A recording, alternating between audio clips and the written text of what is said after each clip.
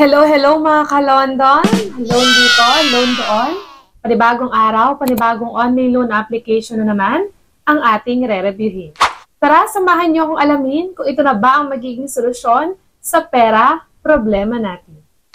Heto na naman nga tayo sa paghahanap ng bagong online loan application na baka sakaling makatulong sa atin sa oras ng pangangailangan. Abay, syempre naman, hindi talaga tayo titigil maghanap ng legit at worth it na ola na pwede nating mautangan.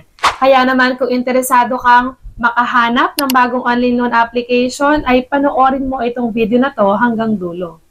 Dahil sa video nating ito ay i-review natin kung magkano ba talaga ang binibigay nitong credit limit, kung magkano ba yung mababawas o yung interest nito, at syempre yung kanyang loan term.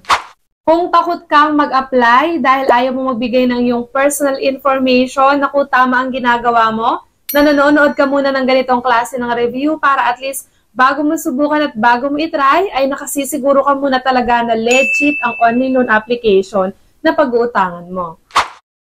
Marami-rami na rin ang mga online loan application na na-review na natin. Marami ang legit at syempre marami din naman ang hindi legit. Kaya hanapin mo sa mga videos natin dyan na na-upload na natin kung ano ba yung mga online loan application na maaaring makatulong sa'yo. At syempre dito sa ating review, hindi lang kayo mabibigyan ng idea tungkol sa mga online loan application, kung hindi magkakaroon din kayo ng tsansang manalo sa ating pa-GCash giveaway. Tama ang narinig nyo dahil nagpapamigay tayo ng instant cash sa maswerteng mapipili sa ating pa-GCash giveaway. Ano lang ba dapat mong gawin? I-like lang ang ating video. At syempre, huwag kalimutang mag-comment sa ating comment section dahil dyan ko i-check kung sino ba ang maswerteng mananalo at mapipili na mabigyan ng pa-instant GCash giveaway. Kaya ano pang hinihintay mo? Nanonood ka lang, nagkakaroon ka na ng idea sa mga online loan application at the same time, may chance ka pang manalo. At ang online loan application na i-review natin ngayong araw ay ang PesoFlow Loan App Philippines. Itong si PesoFlow ay bagong online loan application lang pero meron na itong 4.9 na ratings. At syempre, kahit mataas ang ratings niyan, huwag tayo masyadong magpadala agad dyan. Mas mainam pa rin talaga na alamin kung talaga bang yung ratings niya na yan ay totoo. At maganda pa talaga ang kanyang ino-offer. So, base sa kanyang ads, pwede daw tayong mag-loan ng mula 2,000 pesos up to 30,000 pesos na pwede daw nating bayaran mula 3 months to 6 months up to 9 months.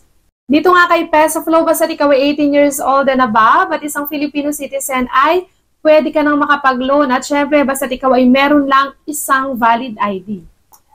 At sa details nga ng kanilang loan, nakalagay dito na ang kanyang loan term daw ay mula 91 days up to 365 days. So hindi lang pala basta 3 months, 6 months up to 9 months, kundi hanggang 1 year daw ang kanyang repayment method. So, yan talaga yung aalamin natin dito kay PesoFlow.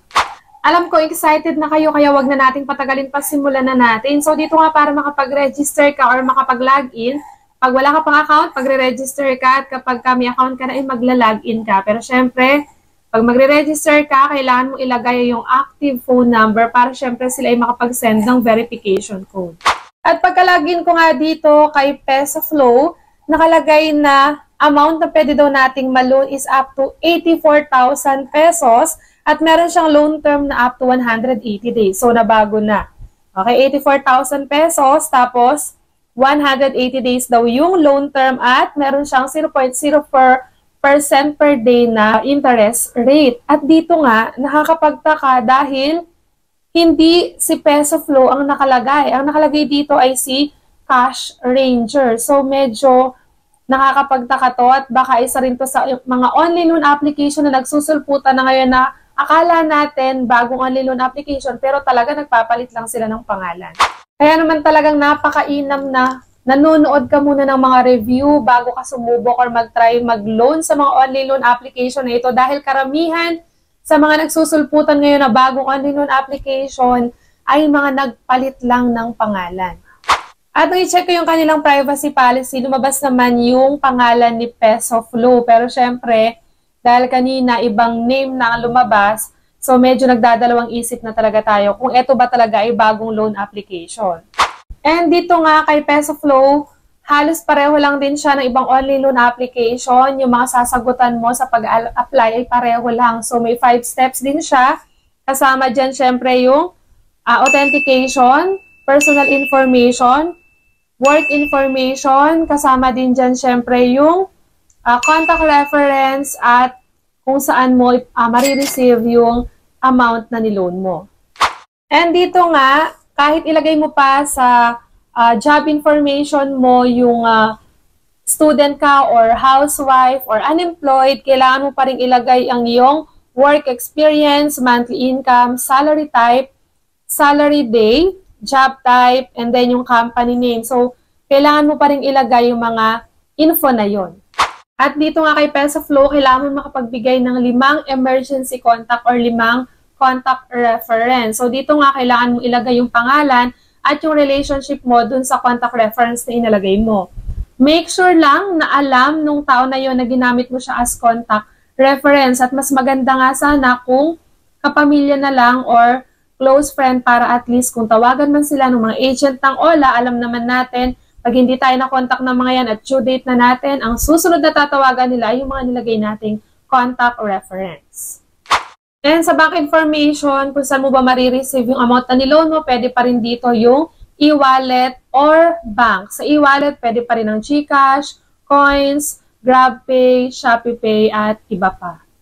And after nga nyan, after mo malagay lahat ng information na kailangan sa pag-apply, dito na agad tayo sa pinakahintay nating part, yung pinaka-exciting part ng ating review, yung ating loan details. At dito nga, nawindang na naman po ako dahil nabago na naman yung pangalan. Siya naman ulit si Mabilis Pera. So, ibig sabihin, si Mabilis Pera rin talaga si PesoFlow at saka si Cash Ranger kanina na nakita natin or pinakita ko sa inyo. So, si Mabilis Pera din siya at nagpalit lang din talaga siya ng pangalan. At dito nga, ang ibinigay sa atin na loan amount is 2,000 pesos. So, hindi rin talaga siya naiiba sa ibang online loan application na na-review na natin.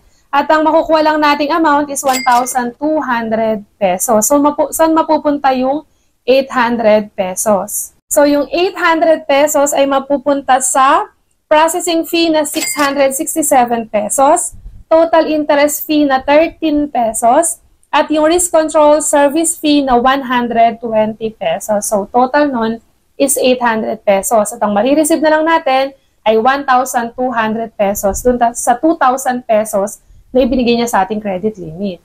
At ito pa, hindi siya 3 months, hindi 6 months, hindi 9 months, at lalong hindi 1 year dahil 7 days pa lang ay kailangan mo nang bayaran yung buong amount na 2,000 pesos. So, kung para sa iyo ay okay itong online loan application na ito na si Mabilis Pera na pinakitang si PesoFlow din, is nasa sa iyo na yung desisyon dahil ang purpose lang naman ng ating review ay bigyan ka ng idea kung magkano ba talaga ang pinapalo na itong online loan application na ito, kung magkano yung mababawas at syempre yung loan term.